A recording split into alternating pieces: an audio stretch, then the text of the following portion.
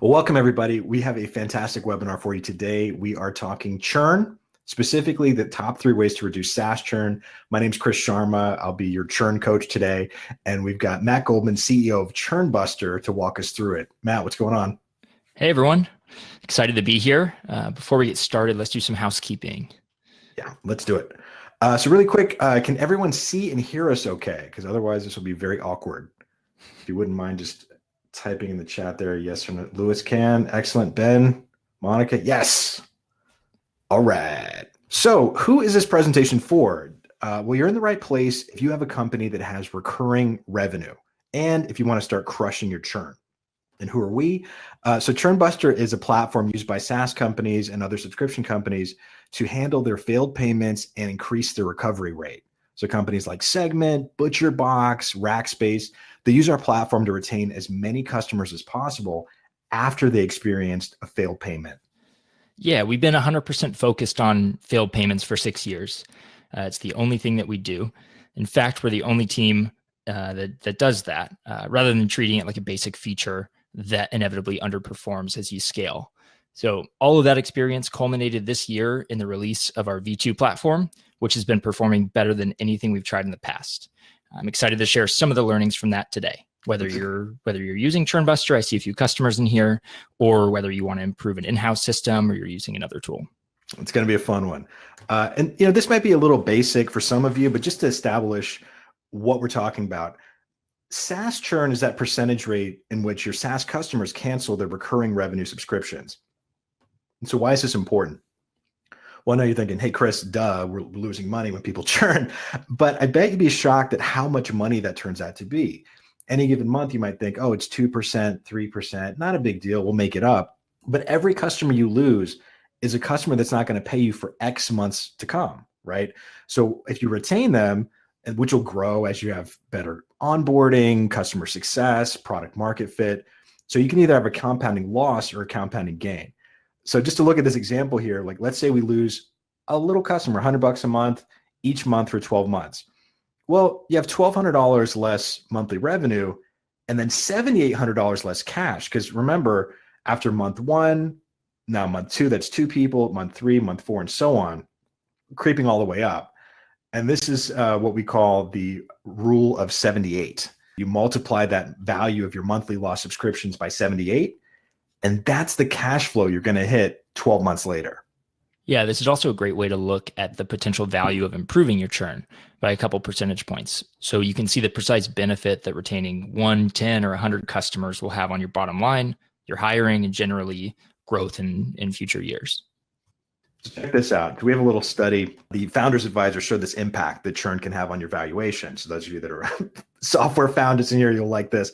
If you're at less than 5 million, and let's say you've got 2 to 4% churn, you'll get a 2 to 4x multiple on your annual revenue.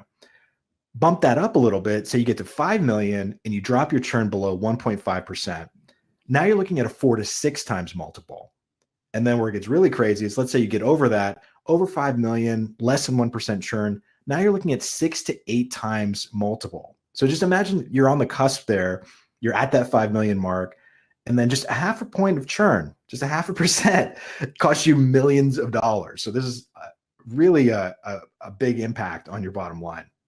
And under the umbrella of churn, of course, we've got voluntary and involuntary. Voluntary churn is just like it sounds. So you've got product market fit, your onboarding. This is people that are just canceling because they're not feeling your product, right? Could be your UX. Maybe you don't have good integrations. You're not with Zapier or any other direct integrations. You could honestly have a whole training just on this, just on voluntary churn. So what we're going to do is talk about involuntary churn. And this is what we're going to tackle today. This is what happens when people cancel without really canceling, right? Their credit card fails. Maybe, they slip through the cracks. They don't update their date, and then they're just not there. So this is something we can deal with right now. And the strategies, no matter what your SaaS is or your subscription company, the strategies are virtually identical. And Matt, what percentage of churn would you say is involuntary? We've seen it as high as 40 to 50% of all churn. So typically it's quite a bit higher when you're selling to individuals rather than businesses. Their cards fail at a higher rate. And there's also a higher likelihood that consumers are using prepaid debit cards, have lower spending limits, or just that they got drunk and forgot their card at the bar, had to shut it down the next day. Guys, you shut down our whole company because you got bottle service. How could you do that? Exactly. Yeah. So I thought we'd just do a little questionnaire for you guys to kind of figure out what you're doing now. I'm going to pop a little poll here into the chat. So some of you might be using an in-house solution. Are you using a basic dunning tool like Baremetrics or Profitwell? Are you manually emailing people, doing nothing, which looks like a couple said nothing. So it looks like a good mix here. Churnbuster. Couple Nice. churn brushes. Awesome. Welcome. Yeah, this looks in line with what we typically see. Usually early on, companies either build something in-house or they use a basic tool, and then they don't revisit it for several years. When all of a sudden growth's taking off and their bucket has a leaky hole in it, and it's time to reconsider what they do. And that's exactly what we're going to cover today. Yeah, it's definitely tough as you scale. Some things that work really well, at a small scale suddenly become impossible as you start to double and triple your revenue. Yeah. There are a couple questions here. Will we be taking questions? We will at the end, and we'll come back to that. And then Ben mentioned that they're using Churnbuster and later in the process, reaching out to high value customers manually. We'll talk about that too. We'll do a quick demo to show you how we handle certain aspects of this, and we'll address that. So we got these are going to be the top 3 ways we're going to reduce SaaS churn. So number one, the number one email mistake you are making with your emails, almost everyone is doing this.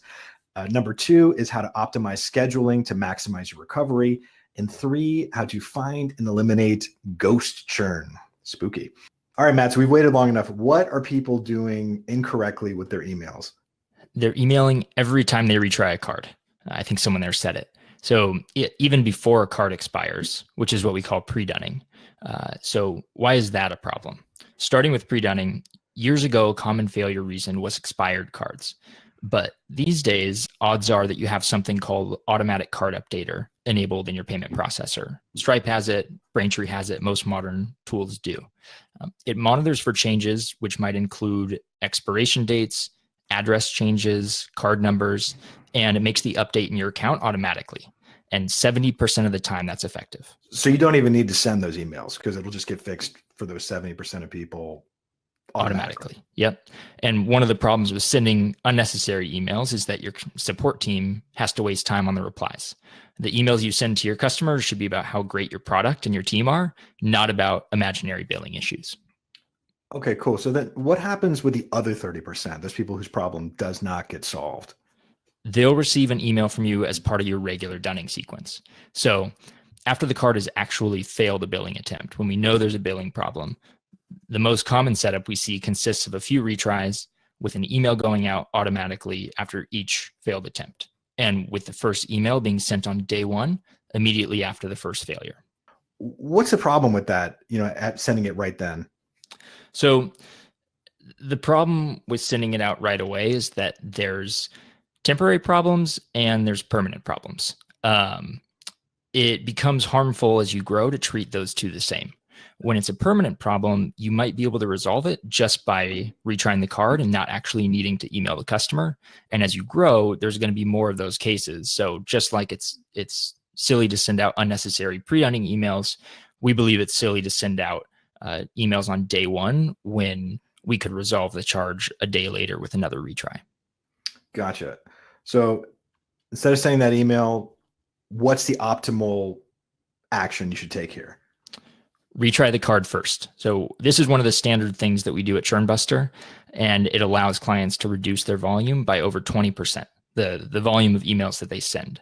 So just by retrying a couple times before that first email goes out on about day 3 to day 5, that recovers 20% of failures. So there's no emails for the first 3 to 5 days. Seems a little scary, a little counterintuitive. Yeah, there's also other benefits to not sending out those emails and actually decoupling the retries that you run from the emails that you do. By doing that, you have more flexibility to extend the length of the campaigns.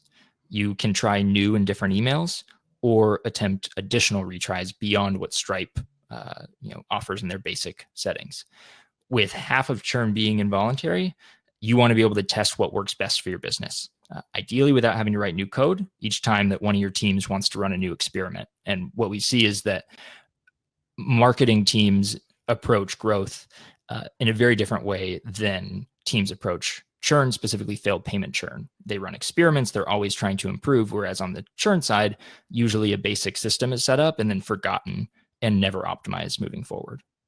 Gotcha. So definitely 2 tips to write down. Number 1, don't badger your customers about their imminent card expiration. Yeah. I mean, it's the equivalent of emailing 1,000 customers that they need to take action when less than 300 might actually need to. So you wouldn't do it with other kinds of emails you send, and you shouldn't do it with billing emails. Right on. And number 2 is be sure to retry that card multiple times before emailing your customer. Yeah, with a lot of the failures being temporary due to spending limits, temporary fraud shutdowns, and so on, treating every customer the same is a telltale sign that you're using a basic system that will work okay early on, but won't scale up nicely. And we got a quick poll here. Those of you are already answering. Awesome. I just want to find out what you're doing now. Like, how long is your email sequence when your card is declined? The majority are saying less than 5 days. So here's the typical sequence that people tend to do. And this actually is pretty similar to our poll results here. Most people do a 9-day follow-up sequence with 3 to 4 emails. So Matt, what happens with a sequence like this, a kind of a shorter sequence? I think it shows with the survey responses. A lot of the people we talk to think that 9 days is pretty long. They think about their own email behavior. And if you get an email saying that you need to update a card, maybe you act on that really quickly, but not everybody does. So when you factor in vacations, transitions between jobs, and people who aren't as good at email as you are, it's not very long at all. On the low end, we've actually seen setups that instantly cancel customers when a payment fails, which is really bad, or cancel them after just one retry, where the retry falls on day 2 or day 4. And that's also very aggressive. We've yet to see a business model where that's actually necessary. Is it common for people to do that? Just X them out the first day? It's the very short campaigns aren't as common, but we see about half of accounts choosing to cancel customers when the process ends. So the choice you make whether to cancel accounts or leave them open and past due at the end of the process is up to you. And there's valid reasons for both choices. But where that becomes a problem is the length of your campaign. So let's say someone updates their card after the last retry has happened or after they were canceled. You should consider what happens. Does the account get reactivated? Do they think the account's reactivated when it isn't actually? And we'll touch on that more when we talk about ghost customers. But it's not just, the days of emails that you send out are important because you have to factor in what happens after that point. So it sounds like, whether you cancel that subscription or not, having a longer campaign is definitely important here. So those of you that said short, 5-day campaigns, extend them out. This is the tip that's going to make you a ton of money right away. Yeah. If the campaigns are too short, you'll have lower recovery. It's as simple as that. People are busy. They aren't thinking of you constantly. Your emails end up in the wrong folder and so on. For most businesses, there isn't a clear downside to campaigns lasting longer. And we've seen a 5 to 10% recovery boost with each additional email sent. So we recommend starting with 5 emails over a 30-day period. It's a safe starting point. And based on your business model, you can decide whether to experiment with lengthening the campaign to 45 to 90 days. Wow. So those of you that are doing the 5-day campaigns, you might bump up your sales or recovery rather 20% just by doing that. How else could you improve your recovery? If you do extend your campaigns beyond 28 days, the minimum number of days in a month, you need to decide how many invoices you want to automatically collect when a subscription is reactivated. At that length, it's possible that 2 or more months of invoices will stack up. So you should decide whether you want all, some, or just the most recent invoice automatically paid when a working card is added. And this also, when I mentioned business model before, think about a box company where you're sending out physical goods each month. In that scenario, the length of the process is more important, and it's important that you wire it up tightly with your system, whether you're using Recharge or another tool. But for a software company, the length of time is much less important. Usually the cost of providing the service is pretty low. So experimenting with 30 to 60 plus days is a good choice as long as you've put thought in ahead of time into how many invoices you're going to collect if they stack up. So a couple fast fixes here. Like we said, number one, retry that email before sending, retry the card before sending the email, and to extend that sequence. And now we're getting into the dramatic stuff. This is probably the most exciting part of the webinar. You're losing money in churn and you don't know it. You are a victim of dun dun dun ghost churn. All right, Matt, it's killing me, the suspense here. What is this ghost churn and why is it important? Yeah, pretty scary, right? Ghost churn is a quirk specific to the Stripe billing platform and specific to subscriptions in Stripe. So if you're using, I saw someone was using Chargeify, if you've built your own in-house system, this doesn't apply to you. And stick around after this, we'll go into a demo and kind of show some visuals of how you could implement the other tips. But if you are storing subscriptions in Stripe, basically what happens is that if a customer updates their card after the final retry attempt, Stripe won't automatically attempt payment and the customer won't ever pay you again. So they just get the service for free basically forever. Exactly. Depending on your app's logic, it may detect the card update and unlock their account, even though they haven't paid you, or maybe it never locked them out in the first place. They just continue to have access. And so how common is this problem? I'd say most accounts are affected one way or another. We talked earlier about retry schedules. The problem gets worse the shorter your retry schedule is. And we talked about how most of the campaigns that we see are just emails getting sent every time a payment fails in Stripe. So let's say you use Stripe's default settings, payment fails, a day later, there's a retry, 3 days later, another retry and an email, and 5 days later, final retry, final email. In those emails, you're telling the customer to come back and update their card. But if the customer comes back after that final retry fails, the subscription has already been ended, whether it's in a delinquent, unpaid state, or whether it's canceled. So the day after that final retry, if I update the card as your customer, nothing happens. I get a good card on file. I show intent to stay a customer, but the subscription doesn't go back to an active state. And the next month, I won't pay you. So it just does nothing to reactivate that subscription at all. Exactly. Typically, the way that a subscription gets reactivated is by paying the most recent invoice. And that happens when you're in the middle of a retry schedule. There's going to be a retry X days later. So what actually happens when a card's updated is the card's updated, and then however many days later when the next retry happens, that's when it gets reactivated. When you move to the end of the process, there's no more retries, so there's no reactivation. Gotcha. So it must be pretty normal, if they're updating their cards after a couple weeks, just flying under the radar then. And this is why, depending on the length of your schedule, why it can be a bigger problem. If you end after 5 days, like a lot of the folks here, it's very common that someone's going to come in on days 6 to 14 to 20 and update the card, and they may get a positive response, may look like they're renewed, but it won't actually happen in Stripe. And it's even more likely because when you tie an email to a retry, that means that the second the subscription gets either canceled or marked as delinquent, you just email the link to your customer to update their card. So if they update the card at any point after that final email, nothing happens. Gotcha. So 2 things come to mind. Number one, how do companies even know this is happening in their Stripe account? It's not super easy to check. Your best bet is to open Stripe's dashboard, click on billing and then subscriptions, filter for subscriptions with a status of canceled or unpaid, and then click through each one, checking to see if the customer updated their card after the subscription status changed.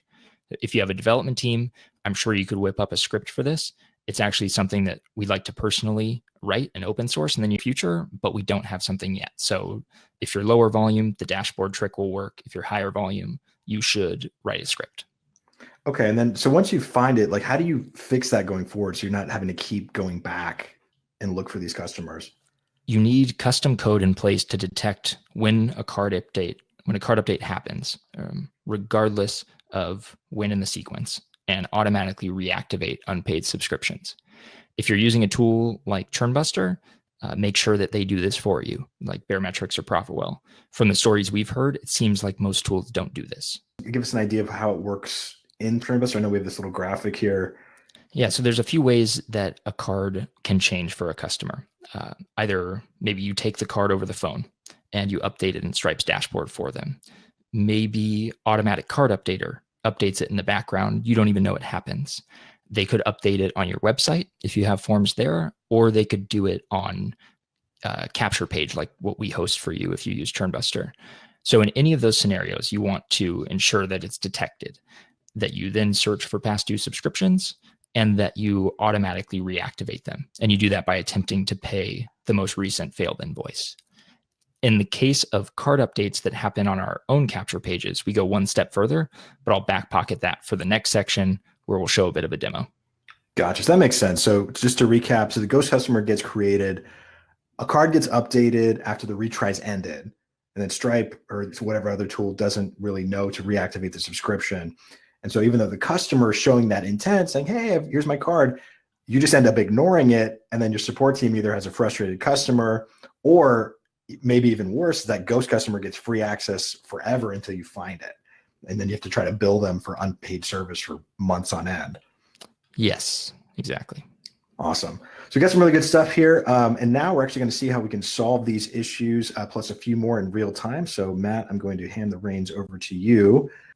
One of the ways that I can show you a lot of these concepts is by looking at the editor that we have in Churnbuster.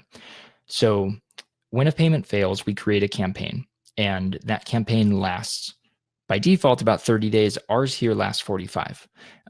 Each email gets sent out, and before each one, you'll notice that we retry the payment automatically. So Stripe, we have you set your retries to happen early on in the process. We want a lot of those happening before day 4 so that we can try to resolve as many payments as possible. But then before we send an email after that point, we want to make sure it's still a problem. Just like we don't want to send out pre-dunning emails when there's not a billing problem, we don't want to send email 3 or 4 in a dunning sequence when a retry happened to fix the card or a spending limit got resolved outside of the first few days.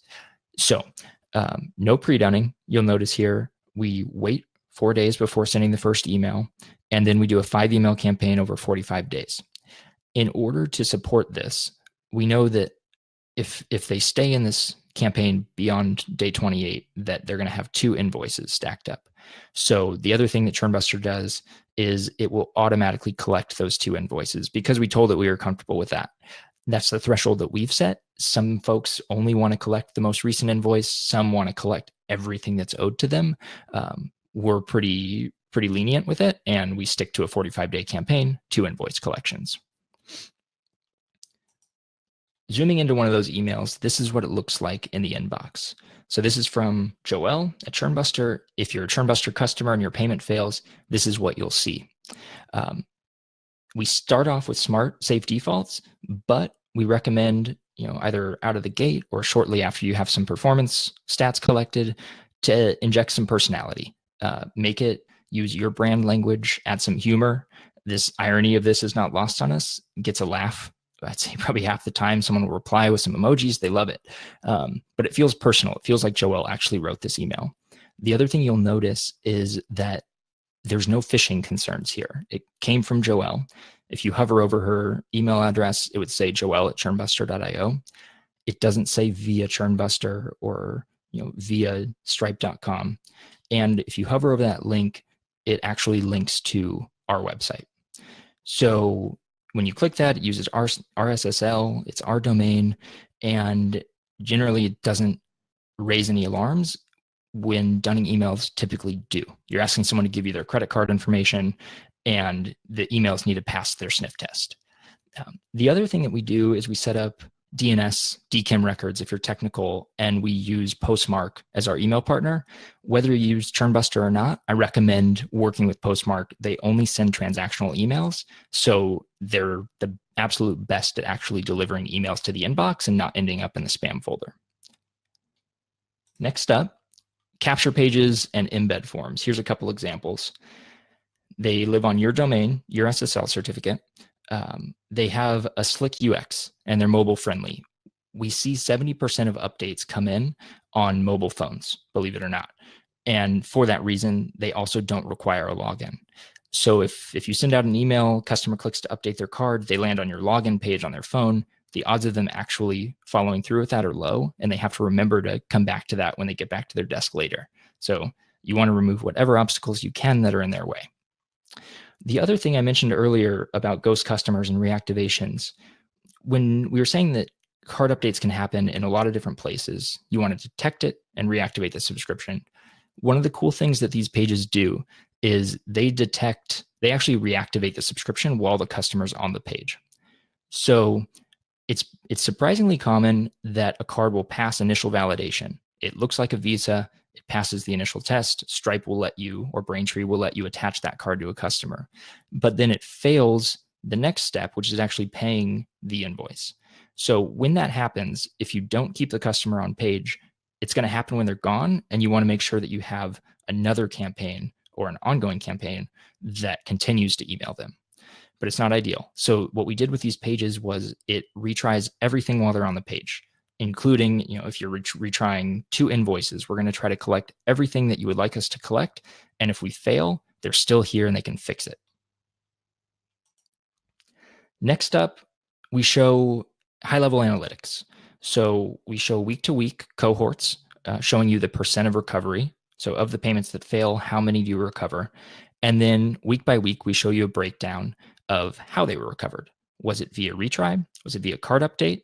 And you can start to see where campaigns are recovered throughout the process, and then start to change your campaigns once you've collected enough data to improve them over time. The other thing that you can do is run an export, which is important whatever you're using, so that you can see when campaigns are happening, how are they ending. You can run retargeting campaigns to try to win customers back after we've given up on them, or just run deeper analysis to fuel future decisions. It's also important to zoom in. So we want to show you campaign level issues or opportunities. Someone mentioned earlier that they reached out after the campaign ended, after Churnbuster gave up, if there was opportunity there. So there's problems that happen during a campaign. You see an example here. We're telling you these campaigns are at risk. Either the customer didn't open emails or an email bounced. So we haven't been able to get in front of them to correct the issue. Either you're going to look at this and you're going to see an obvious misspelling. Maybe when they first signed up for your product, they typed in @gmil.com, and you can correct that, restart the campaign, and hopefully recover them. Or you might be dealing with something like a customer, if you're B2B, a customer left their position at the company.